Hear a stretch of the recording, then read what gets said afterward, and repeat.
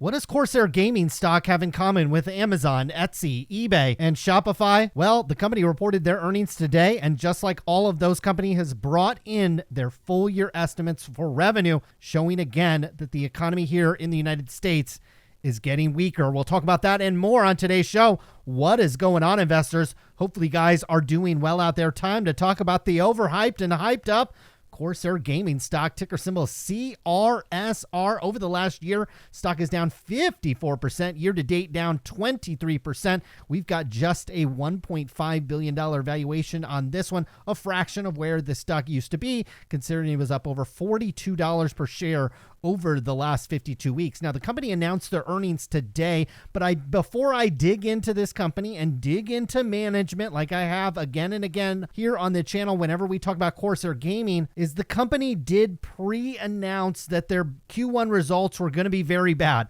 They did this back on April 22nd. In my opinion, not a lot of executives out there have the guts to do this, so I do want to pat Corsair Gaming's management on the back. While we will criticize them for these results, the margins, the stock-based compensation, and the absolute disaster that is Corsair Gaming's balance sheet, well, at least management had the courtesy and the decency to let you know about this on April 22nd. We are now getting the details that revenue came in at $380 million. That was just 28% increase? No, actually a 28% decrease on those earnings. I'll show you those in a minute. We went from $529 million all the way down to this $380 million. That also missed expectations by about $9.9 million. I'll also show you the upcoming revenue estimates for this company in the coming months and seeing where analysts are projecting this company and where I think this company will likely be. They gave us an update on that full year outlook, which I talked about at the beginning of the show.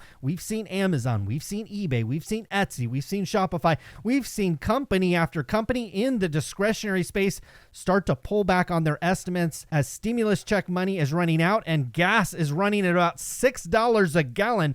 Out here in California, well, the full year revenue outlook reduced to $1.6 billion to $1.8 billion. That is down from a consensus of about $1.9 billion. Yeah, we shaved over $300 million on the low end of that guidance range. And again, some of you might say, well, $300 million is not that much. No, it's about 1/4 of revenue, okay? And it's about 1/5 of the valuation. It's a lot of money. That's why when these estimates start to get pulled in, you've got to start paying attention to that.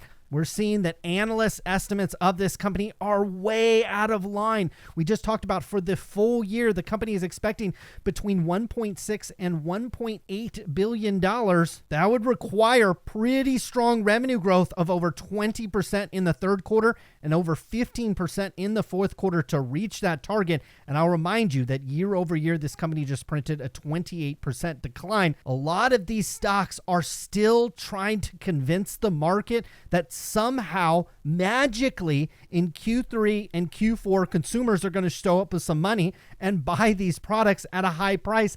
I just don't see it as long as gas prices remain where they're at. Your discretionary spend from the middle end consumer that tends to be a customer of a Corsair Gaming product is going to be squeezed by those gas prices, going to be squeezed by inflation, and is going to take their dollar and not reinvest it into a new keyboard or a new peripheral that Corsair Gaming is selling. And we've seen evidence of it in the most recent quarter. We went from $529 million down to $380 million in revenue.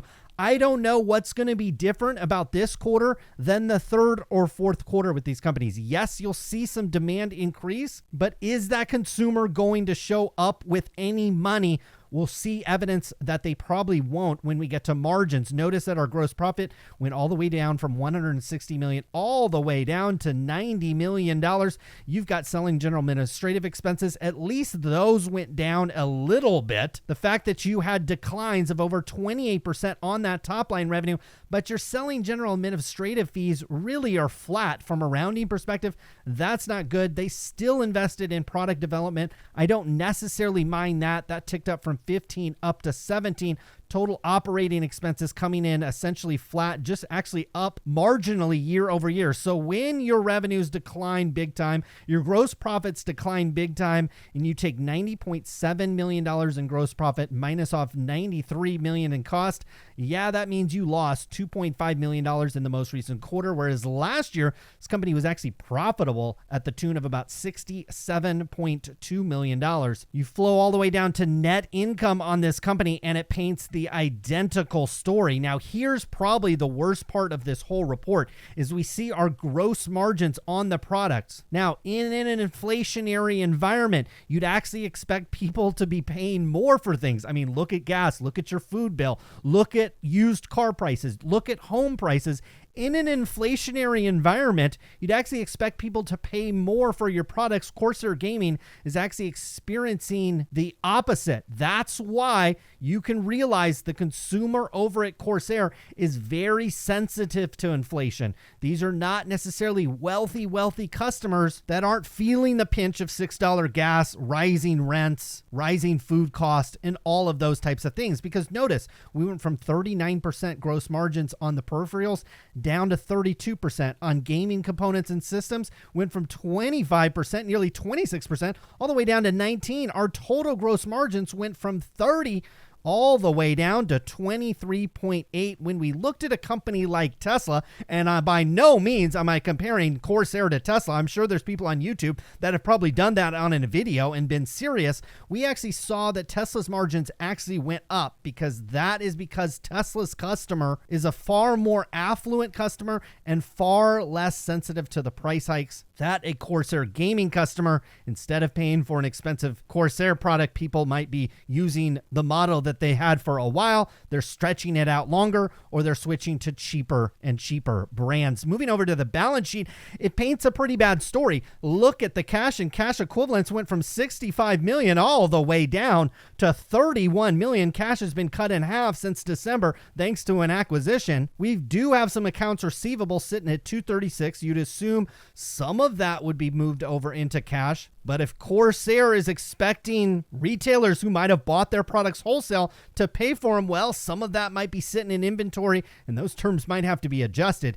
Inventory coming in at $300 million. That was about the same where we were at the beginning of the year. When you have slowing demand, I don't know if I'd rather have $300 million in depreciating inventory or more cash. In this case, I'd probably have a lot more cash on the balance sheet, which Corsair does not have. I tell you what, if this company's losses, again, I'll show it to you from a cash flow perspective here in a minute. This company had a $2.8 million net loss on that net income side, and they've got about $30 million in cash. So if it continues to get worse over at Corsair and some of this receivable money doesn't come in, well, this company is not in that great of a financial position. You see, from a cash flow perspective, paints an identical story. Pulled down a net income of negative $3.2 million. We were positive $46 million. This company was looking far more financially healthy just a year ago. We moved through all the additions and the subtractions, including stock-based compensation. So despite the rapid decline in revenues, the rapid decline in profitability, the rapid decline in net income, look what executives did over at Corsair Gaming. Instead of paying them $3 million in stock-based compensation last year, they decided to pay themselves $5.1 million worth of stock-based compensation in the most recent quarter. That's not for a full year. That's not for 6 months or 9 months or your whole life. We're talking about in just 3 months, over $1 million a month, nearly $1.5 million a month in stock-based compensation for results that were so disastrous, management had to reveal them to you a couple of weeks ago, because if they waited for today, the stock's price would have probably been cut in half. So at least they earned a little bit of that stock-based compensation by warning you they did such a bad job in the most recent quarter. They probably saved the stock a couple of dollars on the downside of surprising you with these disastrous numbers. You flow through all of that stuff and you get negative cash flows in the most recent quarter at negative $6 million. You want to annualize a number like that out, you get to about $20 million, $25 million. And again, I talked about how Cash on the balance sheet, just $31 million.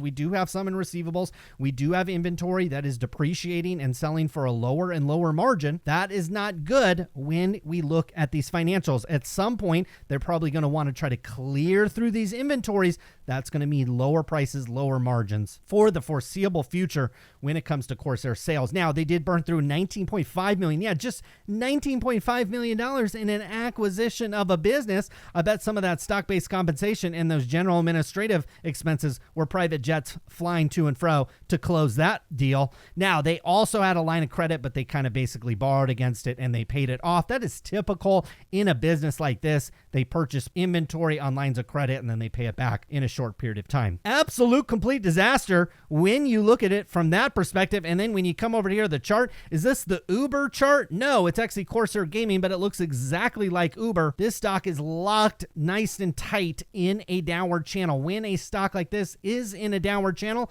I will tell you exactly what I did back in October of 2021 when we looked at this stock last. We also looked at the stock back in February. When a stock is in this downward channel, you just have to wait for it to actually break out. And by breaking out more than a day or two, you're looking for a pretty big breakout. In Corsair's Gaming case, you'd want to get above this cluster of highs and close above there. You're looking at over $21, $22, $23. That would be an over 50% move before, from a technical perspective, this stock would be even out of a downtrend. As it moves up in price up to the top of the channel, more than likely after it meets that top of the channel, it will pull back down to the lower price and make a series of lows. And quite frankly, inside these financials, I don't really see another reason why this company's stock would start to turn around. Demand for these types of products is starting to wane. Stimulus checks are not coming back. Margins are starting to shrivel up. They have plenty, I'm talking about plenty of inventory over at Corsair Gaming, because my guess is this accounts receivable line is receivables that they get from vendors who are also holding Corsair Gaming inventory. So while the company themselves has $300 million in inventory, I would assume this receivables is for inventory that they've already passed along to wholesalers and distributors as well. So a portion of that is basically hard inventory as well. That's why I am not bullish about these margins turning positive. That means as inflation continues running hot in this economy, and as long as it's running hot and you have high gasoline prices, this company's earnings and margins are deteriorated by even more. Remember, in Q1, inflation was nearly 8% here in the United States. So not only do you have declining margins on a company like this, but you have to also factor in that they had declining revenues, 28% year over year. You could add another 10% on that. Based on inflation, this company is moving in the wrong direction. This would not be a stock I'd be interested in investing in ever. That is because as the stock market continues to work back and you have high quality companies with high quality cash flows, maybe even potentially a dividend and certainly a balance sheet that looks a lot better than Corsair Gaming's, you might as well take your dollar and invest it into those types of companies. Corsair Gaming, another year of inflation and high gas prices, could eventually be out of business, quite frankly. That was Corsair Gaming. Hopefully you guys have a great day. Good luck with your investments.